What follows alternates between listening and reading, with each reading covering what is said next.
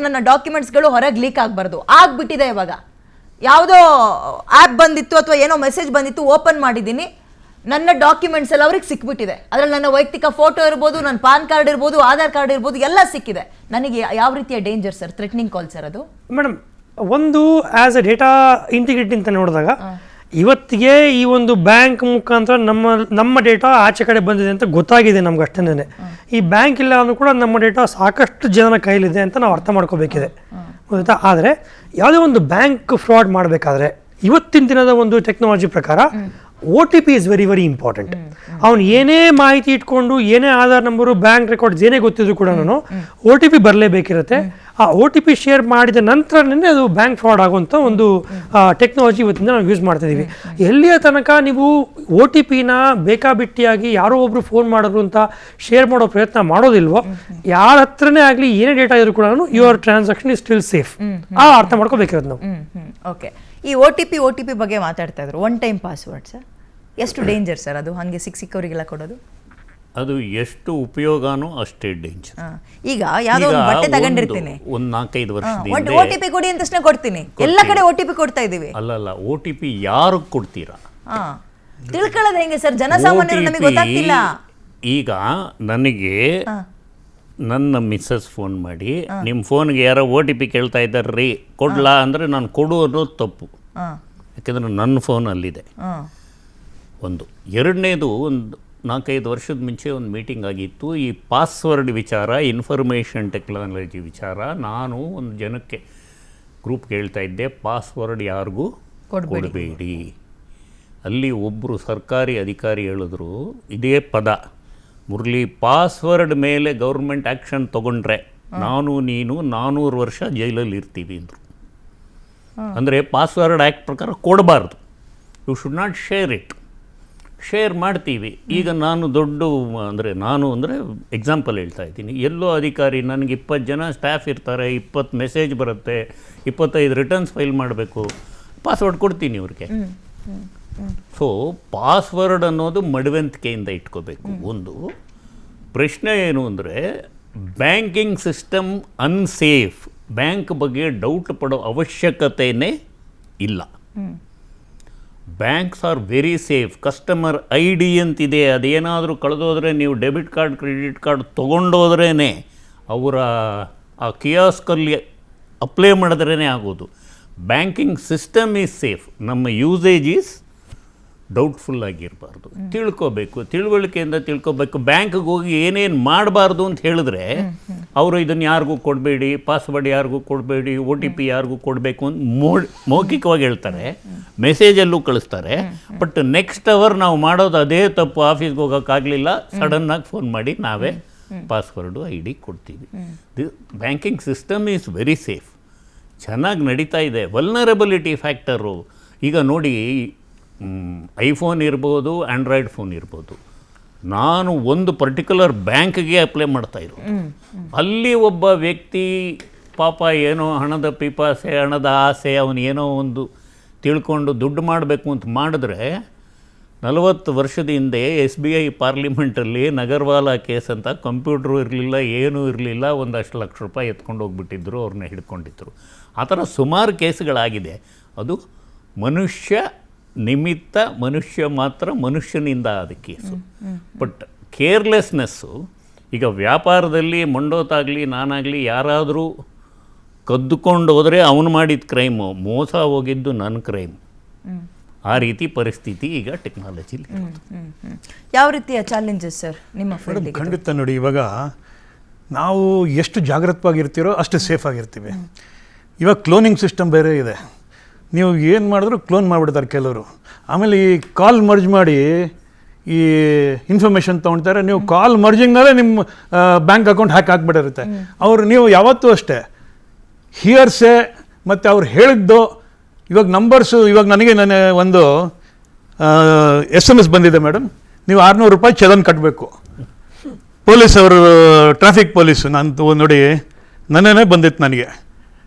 ಅದು ಪರ್ಸ್ನಲ್ ನಂಬರಿಂದ ಬಂದಿದೆ. But Airtel warning system spam, dear vehicle owner, and e-challan has been issued against challan ID. Pay penalty ಟೆನ್ಯೂರಲ್ಲಿ pay challenge 6 minutes ಅವೈಡ್ಲಿಗೆ. But already Airtel warning ಮಾಡಿದ್ರೆ spam. ನಾನು ಇದು personal ನಂಬರಿಂದ ಬಂದಿದ್ದೀನಿ, ನಾರ್ಮಲ್ BTP ಇಂದ ಬರುತ್ತೆ, ಬ್ಯಾಂಗ್ಳೂರ್ ಟ್ರಾಫಿಕ್ ಪೊಲೀಸ್. ಅದ್ರ ಲಿಂಕ್ ಇರಬೇಕು ನೋಡಿ ಸರ್. ಹಾಂ ಇದೆ, ಆ ಲಿಂಕ್ ಕ್ಲಿಕ್ ಚಾಲನ್ ಲಿಂಕ್ ಇದೆ ಟು ಅವಾಯ್ಡ್ ಲೀಗಲ್ ಆಕ್ಷನ್. ಅಲ್ಲಿ ಕ್ಲಿಕ್ ಮಾಡಿದ ತಕ್ಷಣ ಏನಾಗುತ್ತೆ? ನಾನೇನು ಕ್ಲಿಕ್ ಮಾಡಿಲ್ಲ. ಮಾಡಿದ್ರೆ ಏನಾಗುತ್ತೆ ಸರ್? ಅಪ್ಲಿಕೇಶನ್ ಡೌನ್ಲೋಡ್ ಆಗುತ್ತೆ ಅವ್ರ ಮೊಬೈಲಲ್ಲಿ. ಅದು ಒಂದು ಟ್ರಾಫಿಕ್ ಪೊಲೀಸ್ದು ಒಂದು ಅಪ್ಲಿಕೇಶನ್ ತರ ಡೌನ್ಲೋಡ್ ಆಗುತ್ತೆ ಅದು. ಸರ್ ಕ್ಲಿಕ್ ಮಾಡಬೇಡಿ, ಕ್ಲಿಕ್ ಮಾಡಬೇಡಿ. ಇಲ್ಲ ಮಾಡಿಲ್ಲ ನಾನು. 9819277385 915178928 ನೋಡಿ ಹಿಂಗ್ ಬಂದಿದೆ. ಇವರು ಬುದ್ಧಿವಂತರು, ಓದ್ಕೊಂಡಿದ್ದಾರೆ, ತಿಳ್ಕೊಂಡಿದ್ದಾರೆ, ಇಂಗ್ಲಿಷ್ ಚೆನ್ನಾಗಿ ಬರುತ್ತೆ, ಅರ್ಥ ಮಾಡ್ಕೊಂಡ್ರು, ಎಕ್ಸ್ಪೀರಿಯನ್ಸ್ ಕೆಲವು ಕಡೆ ಆಗಿರೋದನ್ನ ಕೇಳಿದ್ದಾರೆ. ಜನ ಹಳ್ಳಿಲಿರೋರು ಅಥವಾ ಓದಕ್ ಬರ್ದಲ್ಲೇ ಇರೋರು ಅಥವಾ ಮನೇಲಿರೋ ಮಕ್ಳುಗಳು ಯಾವ್ದೋ ನಂಬರಿಂದ ಮೆಸೇಜ್ ಬಂತಲ್ಲ ಓಪನ್ ಮಾಡ್ತೀವಿ, ಅವಾಗ ಮುಂದಕ್ಕೇನು ಸರ್? ಮತ್ತೆ ನೋಡಿ, ಕೆಲವು APK ಫೈಲ್ಸ್ ಇರುತ್ತೆ ಮೇಡಮ್. ಇವಾಗ ವಾಟ್ಸ್ಆಪ್ ಗ್ರೂಪ್ ಬ್ಯಾಂಕ್ ಹೆಸರು ಓಪನ್ ಮಾಡ್ಬಿಡ್ತಾರೆ, SBI, bank of Baroda. APK files ನಮ್ ಡೀಟೇಲ್ಸ್ ಹೆಂಗ್ ಪಡ್ಕೋತಾರೆ ಅನ್ನೋದು ಪ್ರಶ್ನೆ sir. APK file madam, it's installation file. Okay, ಅದೇನಾಗುತ್ತೆ, ನಮ್ಮ ಮೊಬೈಲ್ಗೆ ಕ್ಲಿಕ್ ಮಾಡಿದ ತಕ್ಷಣ the programming will be done in such A way. ನೀವು ಬೇರೆ ಅಪ್ಲಿಕೇಶನ್ ಹಾಕೋಬೇಕಾದ್ರೆ ನಾನು ಎಸ್ ಅಂತ 4 ಸರಿ ಹೊಡಿಬೇಕಿರುತ್ತೆ. ಅದು ಆ ಒಂದು ಅಪ್ಲಿಕೇಶನ್ ಕೊಡ್ತಿರುವಂಥ ಒಂದು ಯೂಸರ್ ಇಂಟರ್ಫೇಸು. ಅದು ಇಲ್ಲದೆ ಹೋದರೂ ಕೂಡ ಕ್ಲಿಕ್ ಮಾಡಿದ್ದೆ ಇನ್ಸ್ಟಾಲ್ ಆಗುವಂತ ಕೂಡ ಪ್ರೋಗ್ರಾಮ್ ಬರಿಬೋದು ನಾನು. ಆದರೆ ಆ ಥರ ಏಕಾಏಕಿ ಯೂಸರ್ ಕನ್ಸಲ್ಟ್ ಇಲ್ಲದೆ ಅಪ್ಲಿಕೇಶನ್ ಇನ್ಸ್ಟಾಲ್ ಆಗಬಾರ್ದು ಅಂತ ಗೂಗಲ್ ಪ್ಲೇ ಸ್ಟೋರ್ಸ್ಗಳಲ್ಲಿ ಕೆಲವು ಮಾನದಂಡಗಳಿದೆ. ಆ ಕಾರಣಕ್ಕೆ ಅಲ್ಲಿಂದ ಡೌನ್ಲೋಡ್ ಮಾಡೋ ಅಪ್ಲಿಕೇಶನ್ಗಳು ಪ್ರತಿಯೊಂದಕ್ಕೂ ಪರ್ಮಿಷನ್ ಕೇಳುತ್ತೆ ನಮ್ಮನ್ನು. ಬಟ್ ಇದು APK ಫೈಲ್ ಡೈರೆಕ್ಟಾಗಿ ಕಳಿಸ್ತಿರೋದವರು ಕ್ಲಿಕ್ ಮಾಡಿದ್ರೆ ಡೈರೆಕ್ಟಾಗಿ ಇನ್ಸ್ಟಾಲೇಷನ್ ಆಗುತ್ತೆ. ಇನ್ಸ್ಟಾಲೇಷನ್ ಆಗಿದ್ದೇನೆ ನಿಮ್ಮ ಕಂಪ್ಲೀಟ್ ಮೊಬೈಲಿಂದ ಒಂದು ಡೇಟಾ ಏನಿರುತ್ತೆ that gives access to the other fraudster. ಫೋನೇ ಹ್ಯಾಂಗ್ ಆಗ್ಬಿಡುತ್ತೆ, ಹ್ಯಾಕ್ ಆಗ್ಬಿಡುತ್ತೆ, ನಿಮ್ಮ ವಾಟ್ಸಪ್ ಬ್ಲಾಕ್ ಆಗ್ಬಿಡುತ್ತೆ. ಆಮೇಲೆ ಅಷ್ಟಲ್ಲೇ ನೀವು ರಿಸ್ಟ್ರಿಕ್ಷನ್ ಮಾಡೋ ಅಷ್ಟಲ್ಲಿ they will do lot of game. Sir, ನನಗೆ ಸಹಜವಾಗಿ ಕಾಡೋ ಪ್ರಶ್ನೆ, ಹೌದು ನೀವುಗಳೆಲ್ಲ ಹೇಳ್ತೀರಿ OTP ಕೇಳಿದ ತಕ್ಷಣ ಕೊಡಬೇಡಿ, ಏನೇನೋ ಬರ್ತಾ ಇದ್ದಂಗೆ ಅದನ್ನ ಒತ್ತಬೇಡಿ ಅಥವಾ ಕ್ಲಿಕ್ ಮಾಡಬೇಡಿ, ಅಪ್ಲಿಕೇಶನ್ಗಳನ್ನು ಡೌನ್ಲೋಡ್ ಮಾಡ್ಕೋಬೇಡಿ. ನೀವೆಷ್ಟೇ ಹೇಳಿದ್ರು ನಮ್ಮ ಜನಕ್ಕೆ ಸ್ವಲ್ಪ ಅರ್ಥ ಮಾಡ್ಸೋದು ಕಷ್ಟ. ಅದ್ರ ಜೊತೆಗೆ ಇದರ ಹೊಣೆಯನ್ನ ಬರೀ ನಾವೇ ಹೊತ್ಕೊಳ್ಳೋದಲ್ಲ, ನಮ್ಮ ಮೇಲಿರೋರು ಹೊತ್ಕೋಬೇಕಾಗತ್ತೆ. ಸೊ ನನ್ನ ಪ್ರೈವಸಿ ಜೋಕಾ? ಪ್ರಶ್ನೆ ಬರುತ್ತೆ ಸರ್, ನನ್ನ ಪ್ರೈವಸಿ ಜೋಕಾ?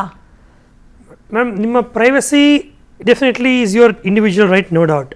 ಆದರೆ ಈ ಕಾರಣಕ್ಕೋಸ್ಕರನೇ ಇಂಟರ್ಮೀಡಿಯರಿ ಗೈಡ್ಲೈನ್ಸ್ ಅಂತ ಕೊಟ್ಟಿರೋದವರು. ನೀವು ನಿಮ್ಮ ಉದಾಹರಣೆಗೆ ಯಾವುದೋ ಒಂದು ಮಾರ್ಟ್ಗೆ ಹೋಗ್ತೀರಾ ಮೇಡಮ್, ನೀವು ಬಿಲ್ ಮಾಡ್ಬೇಕಾದ್ರೆ ನಿಮ್ಮ ಮೊಬೈಲ್ ನಂಬರ್ ಕೇಳ್ತಾರೆ ಅವರು. ಓಕೆ, ನಿಮ್ಮ ಮೊಬೈಲ್ ನಂಬರ್ ಕೊಡಬೇಕಾ ಬೇಡವಾ ನೀವಲ್ಲಿ? Is you mobile number not a private data for you? ಹೌದು. ಬಟ್ ನಾವು ಕಣ್ಮುಚ್ಕೊಂಡು ಮೊಬೈಲ್ ನಂಬರ್ ಕೊಡ್ತೀವಲ್ಲ, ಅವರೇ ಹೇಳ್ತಾರೆ ಇನ್ವಾಯ್ಸ್ ನಾವು ವಾಟ್ಸಪ್ಪಲ್ಲಿ ನಿಮಗೆ ಕಳಿಸ್ತೀವಿ ಅಂತ ಹೇಳ್ತಾರೆ. ವಾಟ್ಸಪ್ ಕಳಿಸೋದಕ್ಕೆ ನೀವು ಫಿಸಿಕಲ್ ಬಿಲ್ ಕೊಡು, ನನಗೆ ನನ್ನ ಇಮೇಲ್ ಅಡ್ರೆಸ್ ತಗೋ, ನೀನು why do take my mobile number? Okay, ಇದನ್ನ ಹೇಳಿ ಸರ್, ತುಂಬಾ ಜನಕ್ಕೆ ಗೊತ್ತಿಲ್ಲ. ಹೌದು, ನಾವು ಸೂಪರ್ ಮಾರ್ಕೆಟ್ಗಳಿಗೆ ಹೋಗ್ತೀವಿ, ಬಿಲ್ ಆಗ್ಬೇಕಾದ್ರೆ ನಂಬರ್ ಕೊಡಿ ಅಂತ ಕೇಳ್ತಾರೆ, ನಂಬರ್ ಕೊಡ್ತೀವಿ, ಬಿಲ್ನ ಇನ್ವಾಯ್ಸ್ ಅಲ್ಲಿ ಕಳಿಸ್ತೀವಿ ಅಂತಾರೆ. ನಮಗೆ ಬಿಲ್ ಕಿಟ್ಕೊಂಡು ನಮಗೇನು ಸುಮ್ಮನೆಗೆ ಬರ್ತಾ ಇರ್ತೀವಿ. ಅದು ಎಷ್ಟು ಡೇಂಜರ್. ನಾನು ನಂಬರ್ ಕೊಡಲ್ಲ ಅಂದ್ರೆ ತಕರಾರು ಇದೆಯಾ? ಕೊಡ್ಲೇಬೇಕಾ ನಂಬರ್ನ ಅವರಿಗೆ? ಕೊಡ್ಲೇಬೇಕು ಅಂತ ಕೇಳಿದ್ರೆ ನಿನ್ನ ನಂಬರ್ ಹಾಕೊಂಡು ಬಿಲ್ ಕೊಡಪ್ಪ ನಂಗೆ ಅಂತ ಕೇಳ್ತೀನಿ ನಾನು. ಸೊ ಗೊತ್ತಾಯ್ತಾ, ಎಷ್ಟೋ ಕಡೆ ಸೂಪರ್ ಮಾರ್ಕೆಟ್ಗಳಲ್ಲಿ ನಮ್ಮ ನಂಬರ್ ಕೊಡೋ ಅಗತ್ಯ ಇಲ್ಲ, ಕೊಡಬಾರ್ದು. ಯಾಕೆಂದ್ರೆ ಆ ನಂಬರ್ ಏನಾಗುತ್ತೆ ಮೇಡಮ್, ಡೇಟಾಬೇಸ್ ಜನರೇಟ್ ಆಗ್ತಾ ಹೋಗುತ್ತೆ. ಓಕೆ, ಆ ಡೇಟಾಬೇಸ್ ಆಸೆ ಹುಟ್ಟಿಸ್ತಾರೆ ಗೊತ್ತಾ ಸರ್, ನಿಮ್ಮಲ್ಲಿ ಪಾಯಿಂಟ್ಸ್ ಇರ್ಬೋದು, ರೆಡ್ಯೂಸ್ ಮಾಡ್ತೀವಿ, ನಿಮ್ ನಂಬರ್ ಕೊಡಿ, OTP ಬರುತ್ತೆ ಹೇಳಿ, ನಾನು ಒಂದ್ 1000 ರೂಪಾಯಿಂದ ಏನೋ ಸೂಪರ್ ಮಾರ್ಕೆಟ್ ಅಲ್ಲಿ ತಗೊಂಡಿರ್ತೀವಿ, 50 ರೂಪಾಯಿನೋ ಅಥವಾ 20 ರೂಪಾಯಿನೋ ಕಡಿಮೆ ಆಗುತ್ತೆ ಅಂತ ಹೇಳ್ತಾರೆ. ನೀವು ಸೂಪರ್ ಮಾರ್ಕೆಟ್ಗೆ ಹೋಗ್ತೀರಾ, ಮಾಲ್ಗೆ ಹೋಗ್ತೀರಾ, ಕೊಟ್ಟು ಬರ್ತೀವಿ ನಾವು. ಮಾಲ್ಗೆ ಹೋದಾಗ ಜಸ್ಟ್ ಏನಿಲ್ಲ, ಒಂದು ಕಾರ್ಡ್ ಫಿಲ್ ಅಪ್ ಮಾಡಿ you will be winning a lucky dip ಅಂತ ಕೊಡ್ತಾರೆ. ಅವರು ನಿಮ್ಗೆ ಕೊಡ್ತಿರೋ ಒಂದು ಲಕ್ಕಿ ಡಿಪ್ಪು ಅಲ್ಲ, ಅದು ನಿಮ್ಮ ಡೇಟಾ ಕಲೆಕ್ಟ್ ಮಾಡ್ತಿರುವಂಥ ಒಂದು ಪ್ರಕ್ರಿಯೆ. ಅದು ಆ ಡೇಟಾ ಕಲೆಕ್ಟ್ ಮಾಡಿದ ನಂತರ ಆ ಡೇಟಾ ಎಲ್ಲಿ ಹೋಗುತ್ತೆ ಅಂತ ಯಾರು ಚೆಕ್ ಮಾಡ್ತಾರೆ? ಒಂದು ಬ್ಯಾಂಕಲ್ಲಿ ಒಂದು ಕ್ರೆಡಿಟ್ ಕಾರ್ಡ್ ಬೇಕು ಅಂತ ಅಪ್ಲೈ ಮಾಡ್ತೀರಾ ಮೇಡಮ್, ಆ ಬ್ಯಾಂಕ್ನವ್ರು ಹೇಳ್ತಾನೆ you are not eligible for my credit card ಅಂತ ರಿಜೆಕ್ಟ್ ಮಾಡ್ತಾನೆ ಅವನು. 2 ದಿನ ಆದ್ಮೇಲೆ ಇನ್ನೊಂದು ಬ್ಯಾಂಕಿಂದ ಫೋನ್ ಬರುತ್ತೆ ನಿಮಗೆ, ಸರ್ ನಿಮ್ಗೆ ಆ ಬ್ಯಾಂಕಿಂದ ರಿಜೆಕ್ಟ್ ಮಾಡಿದ್ದಾರೆ, ನಾವು ನಮ್ಮ ಬ್ಯಾಂಕಿಂದ ಕೊಡ್ತೀವಿ. ನಾನು ನಿನ್ನ ಬ್ಯಾಂಕಿಗೆ ಅಪ್ಲೈ ಮಾಡಿಲ್ಲ, ನನ್ನ ಡೇಟಾಬೇಸ್ ನಿಂಗೆ ಬಂತು? ಹೇಗೆ ಬರುತ್ತೆ? ರಿಜೆಕ್ಟ್ ಆಗಿರೋ ಡೇಟಾಬೇಸ್ಗಳು ಏನಿರುತ್ತೆ ದಟ್ ಗೆಟ್ಸ್ ಸೋಲ್ಡ್, ಅದನ್ನು ತೊಗೊಳ್ಳೋಂಥ ಕೆಲವು ಕ್ಯಾಟಗರಿ ಜನ ಇರ್ತಾರೆ. ಅದನ್ನು ತೊಗೊಂಡು ಅವರು ಅದನ್ನು ಕನ್ವರ್ಟ್ ಮಾಡ್ತಾರೆ ಮತ್ತೆ ಅದನ್ನು. ಸೊ ನಾವು ಒಂದು ಕಡೆ ಡೇಟಾ ಕೊಟ್ಬಿಟ್ಟು ಅದು ಎಲ್ಲಿ ಹೋಗುತ್ತೆ ಅಂತ ನಾವು ಚೆಕ್ ಮಾಡ್ಕೊಂಡು ಕೂತ್ಕೊಳ್ಳೋಕ್ಕಾಗಲ್ಲ. ಕೊಡೋಕ್ಕಿಂತ ಮುಂಚೆ ನಿನಗೆ ನನ್ನ ಡೇಟಾ ಎಷ್ಟು ಕೊಡಬೇಕಿದೆ, ಏನು ಕೊಡಬೇಕಿದೆ. ಆ ಕಾರಣಕ್ಕೆ ಆಧಾರ್ ನಂಬರ್ ಕೂಡ ವರ್ಚುವಲ್ ಆಧಾರ್ ಅಂತ ಕೊಡೋಕೆ ಶುರು ಮಾಡಿದ್ದಾರೆ ಇವಾಗ, not the real time Aadhaar. ನೀವು ಆ ಒಂದು ಪರ್ಟಿಕ್ಯುಲರ್ ಟ್ರಾನ್ಸಾಕ್ಷನ್ಗೋಸ್ಕರ ಅಂತ ಹೇಳ್ಬಿಟ್ಟು ಮಾಸ್ಕ್ ಮಾಡಿ ಕೂಡ ಆಧಾರ್ ನಂಬರ್ ಕೊಡ್ಬೋದಿದೆ. ನೀವು ಆ ಆಧಾರ್ ಅಂತ ಅಪ್ಲಿಕೇಶನ್ ಇದೆಯಲ್ಲ, ಅದೆಲ್ಲ ಆಪ್ಷನ್ ಬರುತ್ತದು. ನೀವು ಆಕ್ಚುಲಿ ಆಧಾರ್ ಕೊಡೋ ನೆಸೆಸಿಟಿ ಇಲ್ಲ. ನಮಗೆ ಜೊತೆಲಿ ಸೊ ಅದ್ರ ಬಗ್ಗೆ ಸ್ವಲ್ಪ ಏನಾದರೂ ನೀವು ಹೇಳ್ಬೋದು? ಓಕೆ, ಅಲ್ಲ ಸರ್, ಅದ್ರ ಜೊತೆಗೆ ಇನ್ನೊಂದೇ ಒಂದು ಪ್ರಶ್ನೆ ಆಡ್ ಮಾಡ್ಬಿಡ್ತೀನಿ. ನಮಗೆ ಇನ್ನೂ ಅರ್ಥ ಆಗ್ದಲ್ಲ ಇರೋದು, OTPಗಳನ್ನು ಕೊಡಬೇಡಿ, ಅವ್ರು ಕೇಳಿದ ತಕ್ಷಣ ಕೊಡಬೇಡಿ ಅಂತೀರಿ. ಎಲ್ಲಿಂದ OTP ಶುರುವಾಗುತ್ತೆ? ನಾನು ಮನೆಗೆ ಏನೋ ಫುಡ್ಡನ್ನು ಆರ್ಡರ್ ಮಾಡ್ಕೊಳ್ತೀನಿ, OTP ಹೇಳಿ ಮೇಡಮ್ ಅಂತ ಫೋನ್ ಮಾಡ್ತಾರೆ. ಏನೋ ಡ್ರೆಸ್ಗಳನ್ನು ಬುಕ್ ಮಾಡ್ಕೊಂಡಿರ್ತೀನಿ, ಆನ್ಲೈನ್ ಶಾಪಿಂಗ್ ಮಾಡಿರ್ತೀನಿ, OTP ಕೊಡಿ ಅಂತ ಕೇಳ್ತಾರೆ. ಫೋನ್ ಮಾಡ್ತಾರೆ, OTP ಕೊಡಿ ಅಂತ ಕೇಳ್ತಾರೆ. ಎಲ್ಲ ಕಡೆ OTP. ನಮಗಿಲ್ಲಿ ಕನ್ಫ್ಯೂಷನ್ ಇದೆ, ಎಲ್ಲಿ ಕೊಡಬೇಕು ಎಲ್ಲಿ ಕೊಡಬಾರ್ದು ನಾವು. ನೋಡಿ, OTP is one time password or required for a specific transaction. ಆ ಟ್ರಾನ್ಸಾಕ್ಷನ್ ಅನ್ನೋದು ನೀವು ಬ್ಯಾಂಕ್ ಮುಖಾಂತರ ಮಾಡ್ತಿದ್ರೆ ಇಟ್ಸ್ ಎ ಫಿನಾನ್ಷಿಯಲ್ ಟ್ರಾನ್ಸಾಕ್ಷನ್. ನೀವು ಅಮೆಝಾನಿಂದ ಯಾವುದೋ ಒಂದು ಗೂಡ್ಸ್ ಬರ್ತಿದೆ ನಿಮಗೆ ಅಂತ ಕೇಳಿದ್ರೆ ಇಟ್ಸ್ ಎ ಗೂಡ್ಸ್ ಟ್ರಾನ್ಸಾಕ್ಷನ್. ಅದು ಆ ಒಂದು ಟ್ರಾನ್ಸಾಕ್ಷನ್ನ ಕಂಪ್ಲೀಟ್ ಮಾಡಿ ನಿಮ್ಮ ಒಂದು ಅಥೆಂಟಿಸಿಟಿ ನೀವು ರಿವೀಲ್ ಮಾಡೋದಕ್ಕೋಸ್ಕರ ಅಂತ ಬಳಸುವಂಥದ್ದು OTP. ಅಂದರೆ ಒಬ್ಬ ಡೆಲಿವರಿ ಪಾರ್ಟ್ನರ್ ಬಂದಾಗ ನೀವೇ ಇದನ್ನ ಆರ್ಡರ್ ಮಾಡಿದ್ದೀರ ಅಂತ ಒಂದು ಕ್ಯಾಬ್ ಬುಕ್ ಮಾಡ್ತೀವಿ, ಓಲಾ ಊಬರ್ ಕ್ಯಾಬ್ ಬುಕ್ ಮಾಡ್ತೀವಿ. OTP ಹೇಳಿ. ಹೌದು, ಇದೇ ಪ್ಯಾಸೆಂಜರ್ ಇದೇ ಕ್ಯಾಬ್ ಬುಕ್ ಮಾಡಿದ್ರೆ ಅಂತ ಹೆಂಗೆ ಗೊತ್ತಾಗುತ್ತೆ ಅವ್ರಿಗೆ? Because of the OTP. That OTP will secure the transaction ಅಂತ ಲೆಕ್ಕದಲ್ಲಿ ಅದು. ಸೊ ಬ್ಯಾಂಕಿನ ಒಂದು ಮೆಸೇಜ್ ಬಂದಾಗ if the bank has sent you a transaction with OTP, ಆ OTP ಯಾರು ಕೊಡ್ತಿದ್ದೀರಾ, ಎಲ್ಲಿ ಯೂಸ್ ಮಾಡ್ತಿದ್ದೀರಾ ಅಂತ ಡಬಲ್ ಚೆಕ್ ಇರಬೇಕು ನಿಮಗೆ. Otherwise OTP is a common ಕ್ಲೇಚರ್, ಅದು ಕಾಮನ್ ನಾಮನ್ ಕ್ಲೇಚರ್. ಅದು ನೀವು ಎಲ್ಲಿ ಬೇಕೋ ಬಳಸ್ಬೋದಿದೆ. ಆದರೆ ಆ ಯಾವ ಒಂದು ಪೋರ್ಟಲಿಂದ OTP ಬಂದಿರುತ್ತೆ ಅದು ಆ ಒಂದು ಪೋರ್ಟಲಿನ ಆ ಒಂದು ಸ್ಪೆಸಿಫಿಕ್ ಟ್ರಾನ್ಸಾಕ್ಷನ್ಗೆ ಮಾತ್ರ ಅದು ಅನ್ವಯ ಆಗುವಂಥದ್ದು ಅರ್ಥ ಮಾಡ್ಕೋಬೇಕಿರುತ್ತೆ ನಾವು. ಈ ಎಲ್ಲದಕ್ಕೂ ಇನ್ಶೂರೆನ್ಸ್ ಮಾತಾಡ್ತೀವಿ, ಹೆಲ್ತ್ ಇನ್ಶೂರೆನ್ಸ್, ಎಲ್ಲದಕ್ಕೂ ಲೈಫ್ ಇನ್ಶೂರೆನ್ಸ್ ಇದೆ ಸರ್. ಸೈಬರ್ ಇನ್ಶೂರೆನ್ಸು ಕೂಡ ಕೇಳಿದ್ದೀವಿ, ನಮಗೆ ಅದ್ರ ಬಗ್ಗೆ ಗೊತ್ತಿಲ್ಲ. ಏನು ಈ ಸೈಬರ್ ಇನ್ಶೂರೆನ್ಸ್ ಅಂದ್ರೆ ಏನು? ಇನ್ನು ಪ್ರೋಟೋಕಾಲ್ಸ್ ಯಾವುದು ಇದೆ ಸರ್, 2 ಕಂಪ್ನಿಗಳು ಕೊಡ್ತಿದ್ದಾರೆ. ಓಕೆ, ಪ್ರೋಟೋಕಾಲ್ ಅದು ಬೇರೆ ವಿಚಾರ ಇರ್ಬೋದು. 2 ಸ್ಪೆಸಿಫಿಕ್ ಕಂಪ್ನಿಗಳು, I don't want to mention the name of those insurance companies, 2 ಕಂಪ್ನಿಗಳು ಕೊಡ್ತಿದ್ದಾರೆ. ಒಬ್ಬ ಸಾಧಾರಣ ವ್ಯಕ್ತಿ ಕೂಡ ಕೇವಲ 300 to 500 ರೂಪಾಯಿ ರೇಂಜಲ್ಲಿ he can secure the cyber insurance. Okay, ಅದು ನಾವು ಆನ್ಲೈನ್ ಶಾಪಿಂಗಲ್ಲಿ ಮಾಡಬೇಕಾದ್ರೆ ಮೋಸ ಹೋದರೆ ಇಷ್ಟು ಅಮೌಂಟ್ ತನಕ ನಂಗೆ ಸೆಕ್ಯೂರ್ ಆಗಬೇಕು ಅನ್ನೋದಕ್ಕೆ ಒಂದು ಪ್ರೀಮಿಯಂ ಕಟ್ಟಬೇಕಿರುತ್ತೆ. ನನ್ನ ಐಡೆಂಟಿಟಿ ಮಿಸ್ಯೂಸ್ ಆಗಿ ಏನೋ ಮೋಸ ಆಯಿತು ಅಂತ ಕೇಳಿದ್ರೆ ಅದು, ಸೈಬರ್ ಡಿಫಮೇಷನ್ ಆಯಿತು ಅಂದರೆ ಅದಕ್ಕೊಂದು ಲಿಸ್ಟ್ ಇದೆ ಮೇಡಮ್. ನಿಮಗೆ ಯಾವ ಲಿಸ್ಟ್ ಪ್ರಕಾರ ನೀವು ಸೆಕ್ಯೂರ್ ಮಾಡ್ಕೋಬೇಕಿರುತ್ತೆ, ಅದು ಪಾಲಿಸಿ ತಗೋಬೋದು. ತುಂಬ ಜನ ಡಿಸ್ಕಸ್ ಮಾಡಿಲ್ಲ ಅದನ್ನು. ಇದು it is a matter which is being considered ಒಂದು. ಬಟ್ ಹೇಗೆ ಅಂದರೆ ಮಿಷಿನ್ ಗನ್ ಬುಲೆಟ್ಸ್ ಬರೋದಕ್ಕೆ ಇನ್ಶೂರೆನ್ಸಾ, ಒಂದು ಗನ್ನಲ್ಲಿ ಶೂಟ್ ಮಾಡಿದ್ರೆ ಇನ್ಶೂರೆನ್ಸಾ ಅನ್ನೋ ಪ್ರಶ್ನೆ ಥರ ಇದೆ. ಲೈಕ್ ಹೆಲ್ತ್ ಇನ್ಶೂರೆನ್ಸ್ ತರ ಇಂಥ ಕಾಯಿಲೆಗಳಿಗೆ ಮಾತ್ರ ಈಗ ಸುಮ್ಮನೆ ಒಂದು ಬರುತ್ತೆ 36 ಲಕ್ಷ ನಿಂಗೆ ಲೋನ್ ಸ್ಯಾಂಕ್ಷನ್ ಆಗಿದೆ ಅಂತ. ಪಾಪ ಅವನು ಯಾವ ಕಷ್ಟದಲ್ಲಿ ಇರ್ತಾನೆ, ಅವ್ನು ಟಕ್ ಅಂತ ಪ್ರೆಸ್ ಮಾಡಿಬಿಟ್ಟು ಎಲ್ಲ ಇನ್ಫಾರ್ಮೇಷನ್ ಕೊಟ್ಬಿಡ್ತಾನೆ. Sorry, your loan is not sanctioned ಅಂತ ಮೆಸೇಜ್ ಬರುತ್ತೆ. ಬಟ್ ಡೀಟೇಲ್ಸ್ ಎಲ್ಲ ಹೋಗ್ಬಿಟ್ಟಿರುತ್ತೆ. ಈ ಥರ ಕೆಲಸ ಜನ ಮಾಡಬಾರ್ದು ಒಂದು. ಎರಡನೇ ಪ್ರಶ್ನೆ ಬರೋದು, ನಾವು ಎಲ್ಲಿಗೆ ಫುಡ್ ಆರ್ಡರ್ ಮಾಡಿದ್ದೀವಿ, ಎಲ್ಲಿಗೆ OTP ಬರುತ್ತೆ ಅನ್ನೋದು ಅಲರ್ಟ್ ಆಗಿರಬೇಕು. It will all happen in a matter of half an hour, 10 minutes, 20 minutes. ಇವತ್ತು ಸ್ವಿಗ್ಗಿ ಆ ಥರ ಮಾಡಿದ್ರೆ ನೀವು ಮಾಡಿ ಮುಗಿಸೋಷ್ಟರಲ್ಲಿ ಮನೆ ಬಾಗಿಲಿಗೆ ಬಂದುಬಿಡುತ್ತೆ. ಬಟ್ ಸಂಬಂಧ ಇಲ್ಲದೆ ಇರೋ OTP, ನಿಮ್ಮ ಸ್ಕ್ರೀನಲ್ಲಿ ಇಲ್ಲದೆ ಇರೋ ವೆಹಿಕಲ್ ನಂಬರ್ ಬಂದಾಗ OTP ಅವ್ನು ತಗೋತಾನೆ, ಬಟ್ ನಿಮ್ಮ ಸ್ಕ್ರೀನಲ್ಲಿರೋ ನಂಬರ್ ಬಂದಿರಲ್ಲ. ಸರ್ ಆ ಕಾರ್ ಇಲ್ಲ, ಈ ಕಾರ್ ಬಂದಿದೆ. ಆ ಥರ ತೊಂದರೆಗಳಾಗೋ ಸಾಧ್ಯತೆ ಇದೆ. It is a question of necessity ಇದ್ದಾಗ ಯೂಸ್ ಮಾಡಿ, ಹುಷಾರಾಗಿ ಯೂಸ್ ಮಾಡಿ. ಇನ್ಶೂರೆನ್ಸ್ ಪ್ರಶ್ನೆ, ಬ್ಯಾಂಕ್ ಮನಿ ಇನ್ಶೂರೆನ್ಸ್ಗೆ 5 ಲಕ್ಷ ಇದೆ, ಗೋಲ್ಡ್ಗೆ ಇನ್ಶೂರೆನ್ಸ್ ಇಲ್ಲ, ಕಂಪ್ಲೇಂಟೇ ಕೊಡಬೇಕು.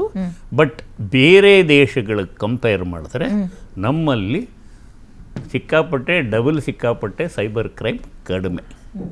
ಈಗ ಇವ್ರಿಗೇನೋ ಒಂದು ಮೆಸೇಜ್ ಬಂತು ಅಂದ್ರಲ್ಲ, ಅವನು 10 ನಿಮಿಷದಲ್ಲಿ 20 ಸಿಮ್ ಕಾರ್ಡ್ ಚೇಂಜ್ ಮಾಡಿಬಿಟ್ಟಿರ್ತಾನೆ. ಅವನಿಗೆ ಬರೋ ದುಡ್ಡು ಬಂದುಬಿಟ್ಟಿರುತ್ತೆ. ಅವನೊಂದು 1,00,000 ಜನಕ್ಕೆ ಕಳಿಸಿರ್ತಾನೆ, 100 ಜನ ದುಡ್ಡು ಕಟ್ಟಿರ್ತಾರೆ, ಅವ್ನ ಕೆಲಸ ಆಗೋಯ್ತು. ಸಿಮ್ ಕಾರ್ಡ್ ಬಿಸಾಕ್ತಾನೆ, ಇನ್ನೊಂದು ಆಫೀಸ್ಗೆ ಹೋಗ್ತಾನೆ, ಇನ್ನೊಂದು ಆಫೀಸ್ ಬಾಡಿಗೆ ತಗೋತಾನೆ, ಇನ್ನೊಂದು ಆಫೀಸಲ್ಲಿ ಕೆಲಸ ಮಾಡ್ತಾನೆ.